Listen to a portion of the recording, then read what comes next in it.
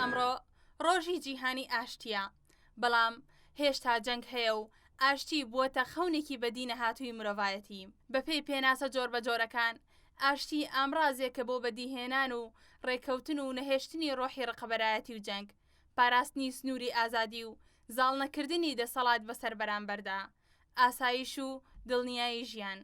ئاشتی تەواو پێچەوانی جەنگە، ڕێگایەکە بۆ چارەسەرکردنی برینەکانی جەنگ و لێکەوتە کارە ساتبارەکانی.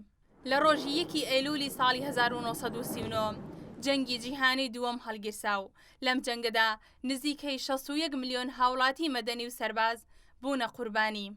ئەم جەنگە ماوەی 6 ساڵ بەردەوام بوو، بۆ هۆی ئاوارەبوونی سەدان ملیۆن هاوڵاتی و نزیکەی لە 102 کۆی دانیشتوانی سەرزەوی گیانیان لەدەستدا.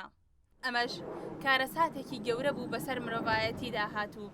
لەبەر ئەوە ئێستا ڕۆژی 1 ئەیلول لە بری جەنگ کراوەتە ڕۆژی جیهانی ئاشتی.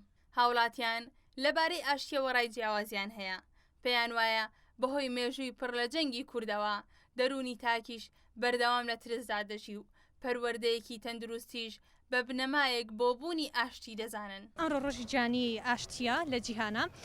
ئەم ڕۆژە خۆی لە خۆیان لە ئەنجامی کۆمەڵێک جەنگەوە بەرهەم هاتووە.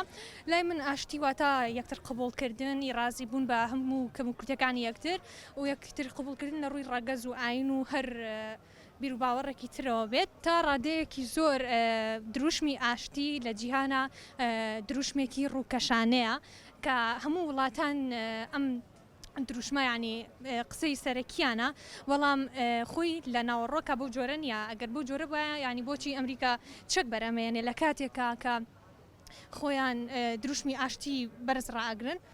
تا ڕادەیەکی هینم پۆزتیڤ نیم بۆ ئەم قسەیە، پێویستە زیاتر یەکتر قبول بکەین، خۆشتر بژینە بە هەر شێوەیەک بۆەوەی ئێمە بتوانین ئاشتی بەرقەرار بکەین، هەم لە ناو دەسەڵاتدارەکانمانە هەم لە ناو کۆمەڵگەی کوردی خۆیان. پێویستە زیاتر هۆشیار بین، بزانین خودی ئامانجی ئاشتی چییە، خودی کەسەکان بۆچی پێویستە ئاشتی خواز بن. ئاشتی زۆر زۆر پێویستە، جا بۆی هیچ کەسێک لە ئاشتی و ئاشتاوایە بژی یا لە کۆمەڵگەیەکە بەرەو ئاشتی و خۆشگوزەرانی بڕوا پێویستە ئازادێکی باشی هەبێت. بەڵام کاتێک کە ئازادی ئەیرێت بە تاکێک پێویستە و ئازادی ئیستیغلال ناکات، ینی لە ڕادەی خۆیان، ینی هەموو کەسێک لە ڕادەیەکە ئەو حدودی خۆی تێناپەڕێنێ. بەڕای من لەو کاتەوەی ئەم قەیرانە هەیە هەنێک ترس دروست بووە، ینی لە ناو عایلێ لە دەرەوە زۆر مرتاح نین. ئاشتی لە ئێستایان نەماوە، بەس ئەگە هەش بێت ئەبێ مرۆڤەکان خۆی دروستیکە. لە کۆمەڵگەی ئێستایە ئاشتی نییە، بەس ئەگە هاتوو ڕۆژێکیش ئاشتی دروست کرێت ئینشەڵڵا لەم کۆمەڵگایە هەبێت ئەوە ئەبێت بکەتەوە سەر تاکیێرێکێکمان بۆ من بە ئاشتیانە لەگەڵ تۆ مامەڵەکەم، تۆ لەگەڵ منە ئاشتیانە بی. لە ئێستا گەرێکێک بەرامبەرێکێک ئاشتیانە نەبێت ئێش بەرامبەر ئەو زوڵمە بەکارێنێتەوە کە ئەو بەرامبەر ئەوی کردو. تۆ ئەزانیت چۆن هەڵسوکەوتەکەی، چۆن مامەڵە لەگە بەرامبەرەکە تاکەی. هەتا بۆ ئەوەش ئەگەر تۆ من بێم ڕز لە تۆ نەگرم، تۆ بە جۆرێکی تر مامەڵە لەگەم ناکی و ئاشتیمان نەبێکە بێکەوە قسە بکەین. بەڵام ئەگە وانە بێسە من و تۆ بێکەوە قساکەین زۆر لەسەرخۆ ئاشتێک لە نێوان هەردووکمانە. بەڵام بەڕاستی ئێستا ئاشتیان لەم کۆمەڵگایە نییە، ئەبێ خۆمان دروستیکەین. بەس ئەگە پەروەردە و فێرکردن لەسەر ئەم سیستەمی ئێستا بڕوا هیچ کات ئاشتاوەتی دروست نابێت. ئەوەی خەمی ئەوەیانە کە تەلەبەیەکەمەکان بخەنە سەر شاشە و پیشانیان بن با بن پرۆسی پەروەردە بگۆڕن، اینجا فێرکردنیش بگۆڕن. ئەگەرچی دەوڵەتە زلهێزەکان و ڕێکخراوە نێودەوڵەتی و ناوخۆیەکان بەردەوام بانگەشەی ئاشتی بۆ جیهان دەکەن، بەڵام هێشتا جەنگ ژیانی بەشێک لە وڵاتانی جیهانی وێران کردووە و سەدان ملیۆن هاوڵاتی بەدەست کارەسات و قوربانیەکانی جەنگەوە دەناڵێنن. نوێترین نمونەش ئەفغانستانە.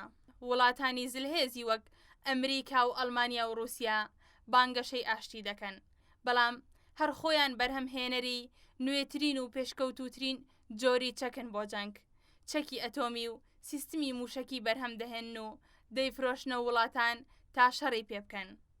هاوکات ئەو زلهێزانە دوور لە وڵاتەکانی خۆیان و لە وڵاتی سێیەمدا جەنگەکان هەڵدەگیرسێن و ململانەکانیان ئەنجام دەدەن.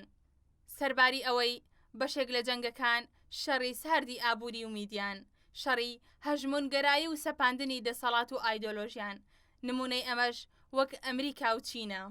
هەموو ئەم جەنگانە بە سەرجەم شێوەکانیەوە ئاشتی کردووەتە خەونێکی بەدینە هاتووی مرۆڤایەتی. لەبری ئەوەی ئاشتی ڕێگایەک بێ بۆ چارەسەری کێشەکان، ئێستا ئاشتی بووەتە خودی ئامانجەکە.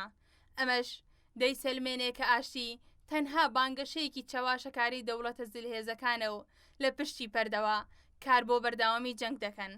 جەنگی 8 ساڵەی ئێران عێراق ڕاپەڕین و مێژوو یەک لە شەڕش لە سەرجەم پارچەکانی کوردستاندا، شەڕی ناوخۆ، کۆڕە و شەڕی دژی داعش و داگیرکاریەکانی وڵاتانی دراوسێ، بۆمبارانکردنی سنوورەکان، دەروونێکی نائارام و هەمیشە ترساوی بۆ تاکی کورد بەرهەم هێناوە.